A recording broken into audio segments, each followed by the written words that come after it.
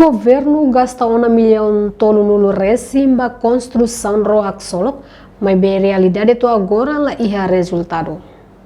Membro Parlamento Russi Bancada CNRT, deputado Natalino dos Santos e Parlamento Nacional, quarta-feira, Loron Ruanulo Resin Rua Fula Novembro Tinané. Deputado ne questiona, tambaroak solok ne hahu queda susi quinto governo, ne behalo proposta ho milhão sanulo resin tolo ponto hito, ori sosa roak solok, no dadau ne preço ro refere saiba milhão tolo nulo resin hat. Solok nene iha quinto governo, quando Roy dan ara anugerah itu, awal kurang esse presidente bancada, membuat oriente que era ia comissão eventual, ala proposta 13,7 milhões baht bola roak só. Mas olha ne forinha to agora satu piona 34 milhões.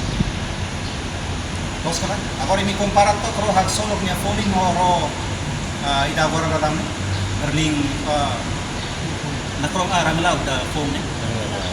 Ne ita governo tawosan 7.8 e si itanya aliado Jerman, Alemão, por 15 milhões. Ele halo atau mengira halo esse meu. Agora Roy da be atsolok nede. Começa em 2015 to ohingor gasta quase 30 tal milhões na Rússia por mais. No antes ne, assessor política da presidência república, ex-general Lere Anan Timur, acompanha o atual chefe de Estado-Maior FDTL, tenente general Domingos Raul Falo Ratelek, informa construção baroak solok, daudau ne atinge 1% walu nulo, no ihatinan rihun roro nulo resin hat, ro refere to ona Timor-Leste.